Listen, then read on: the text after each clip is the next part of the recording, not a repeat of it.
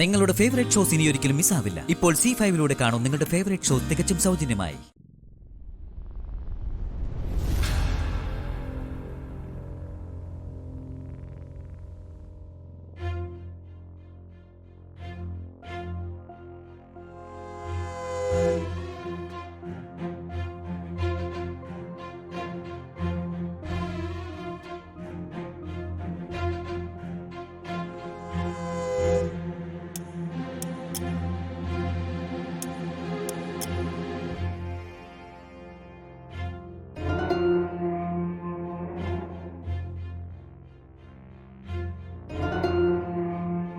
ഇതെങ്ങനെ വിട്ടാ പറ്റില്ല. നമ്മളും ഇന്ന് ശ്യാമ പറഞ്ഞ ബീച്ചിലുണ്ടാവും, ഉറപ്പ്.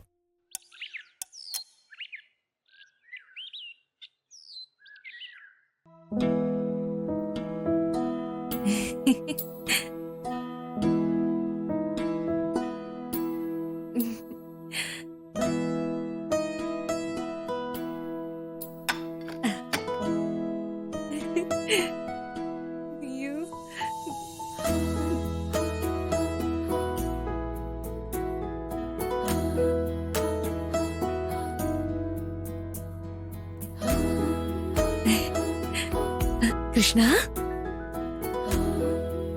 ഞാൻ നിന്റെ ശ്യാമയാ. നീയാ കൃഷ്ണ എന്നെ വലിയ പാട്ടുകാരിയാക്കിയത്. അയ്യോ, കൃഷ്ണ കൃഷ്ണ മുകുന്ദ ജനാർദ്ദന കൃഷ്ണ എന്റെ മോള്.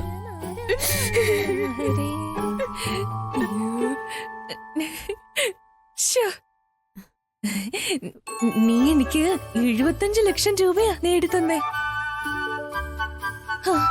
ഞാൻ ധന്യായി. നിന്റെ ശ്യാമ ധന്യായി കൃഷ്ണ.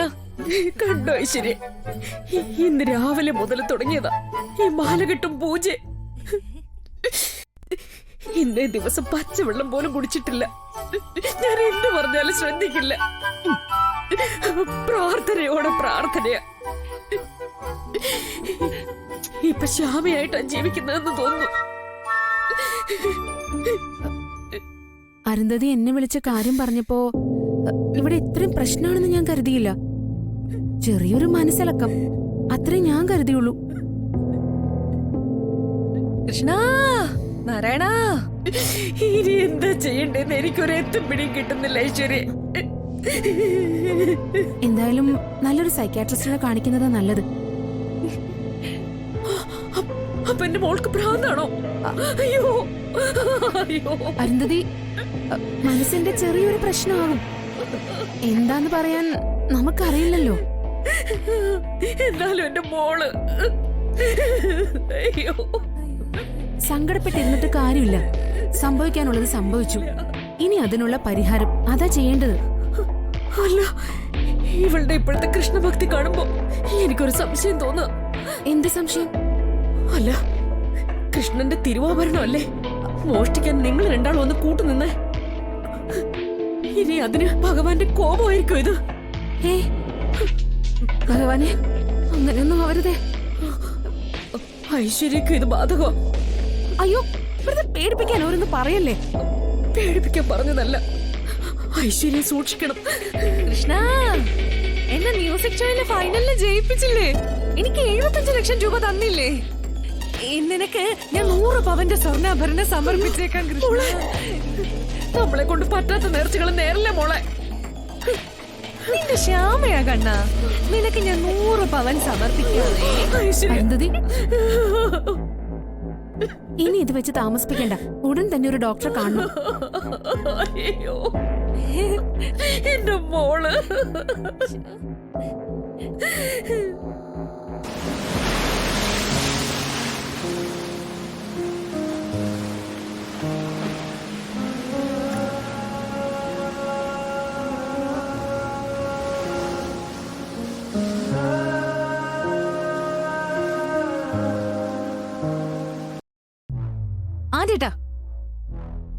ആദ്യേട്ടാ, ഞാൻ പറഞ്ഞത് ശരിയായില്ലേ?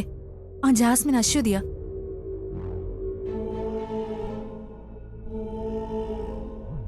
ആദ്യേട്ടാ, ഇപ്പൊ ആരെ വിളിക്കാൻ പോവാ? അമ്മേ. ആദ്യേട്ടാ, ആദ്യേട്ട വേണ്ട. ആദ്യേട്ട പറയുന്ന കേൾക്ക്. ആദ്യേട്ട ഇപ്പൊ ഇത് അമ്മയെ അറിയിക്കണ്ട. ആദ്യേട്ട പ്ലീസ്. ആദ്യേട്ട ഞാൻ പറയുന്നൊന്ന് കേൾക്ക്.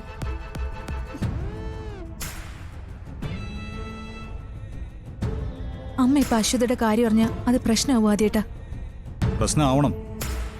ആരാണ് അവളെ ഓഫീസിൽ സ്റ്റാഫായിട്ട് കയറ്റിയത്? ശരിയല്ലല്ലോ. ഇനി വൈകിക്കൂടാ. അമ്മയോട് പറഞ്ഞിട്ട് അവളെ അവിടെ നിന്ന് ഇറക്കി വിടണം. അഖിലും ശ്യാമിയും അശ്വതിക്ക് ഒത്താശ ചെയ്യുക. അതിപ്പോ എനിക്ക് ബോധ്യമായി. അങ്ങനെ ആവില്ല. എല്ലാം നമുക്ക് സമാധാനമായിട്ട് ആലോചിച്ച് വേണ്ടത് ചെയ്യാം. അത് മതി. ഇനി എനിക്ക് ക്ഷമിക്കാനാവില്ല അമൃതേ. ആദ്യമായിട്ടും തന്നെ ഓർത്തെ. ഐശ്വര്യയുടെ കാര്യം ശരിയാ. സത്യത്തിൽ അശ്വതി അരുണും തെറ്റുകാരാണോ?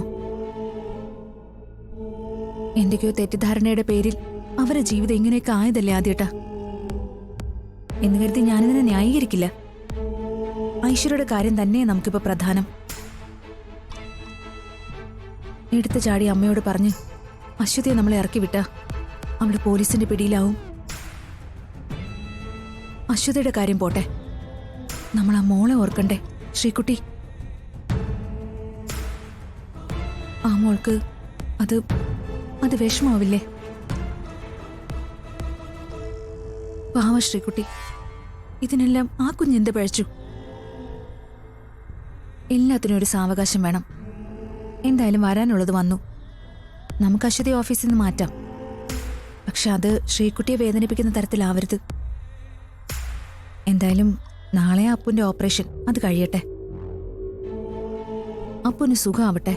നമുക്ക് അഖിയോടും ശ്യാമിയോടും പറഞ്ഞു തന്നെ ഇതിനൊരു പരിഹാരം ഉണ്ടാക്കാം. അതാ നല്ലത്.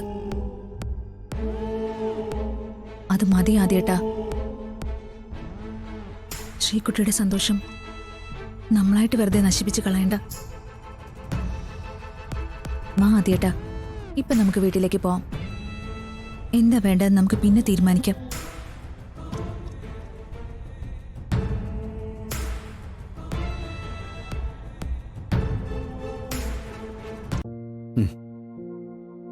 മോനെ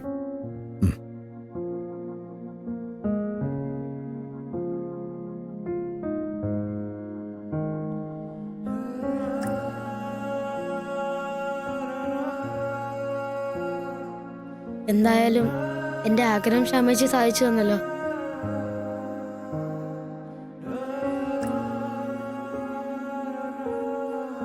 എന്റെ ക്ഷമച്ച് മ്യൂസിക് ഷോയിൽ വിജയിക്കണമെന്നുള്ളത് എന്റെ ഏറ്റവും വലിയ ആഗ്രഹമായിരുന്നു. അതും എനിക്ക് കാണാൻ പറ്റി. ഇപ്പൊ എല്ലാവരുമായിട്ട് ഒത്തൊരുമിച്ച് കുറെ സമയം സന്തോഷിക്കാനും പറ്റി.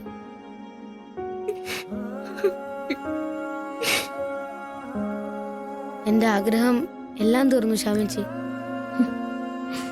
ഇനി എനിക്ക് മരിച്ചു പോയാലും പ്രശ്നമില്ല.